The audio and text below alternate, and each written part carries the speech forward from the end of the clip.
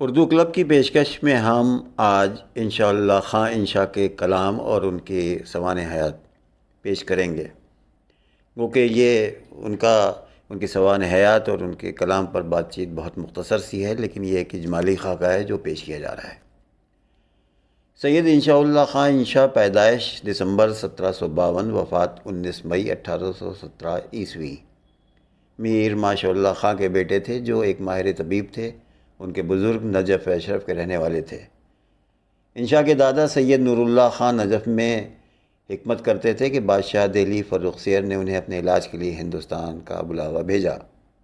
وہ اپنے فرزند میر ماشاء اللہ خاں کے ہمراہ ہندوستان آئے اور بادشاہ کا علاج کیا۔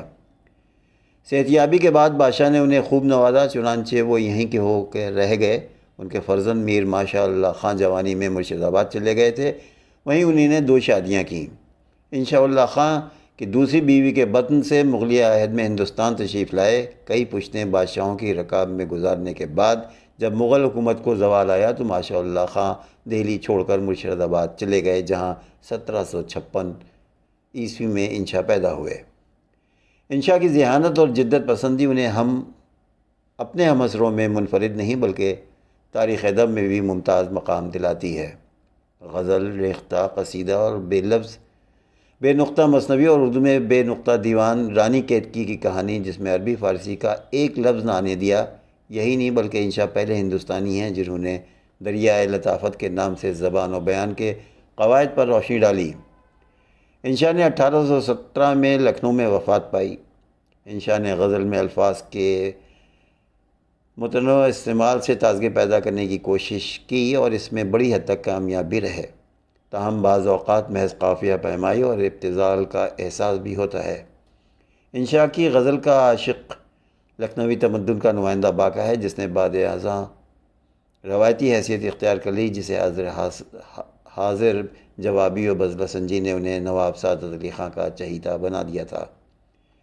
زبان میں دہلی کی گلاوٹ برقرار رکھنے کی کوشش کی، اس لیے اشعار میں زبان کے ساتھ ساتھ جو چیزیں دیگر ہیں اسے محض انشائیت ہی سے موسوم کیا جا سکتا ہے۔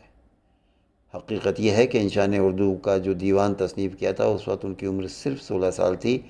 اگر یہ بات درست ہے تو انشا کی بیشتر شاعری اسی عمر کی ہیجانی کیفیت کا اظہار ہے، اور شاعری کے علاوہ ان کی دوسری تصانیف دریائے لطافت، لطافت السعادت، ترکی روزنامچہ، سلک گوہر، کلیات انشا اہم ہیں۔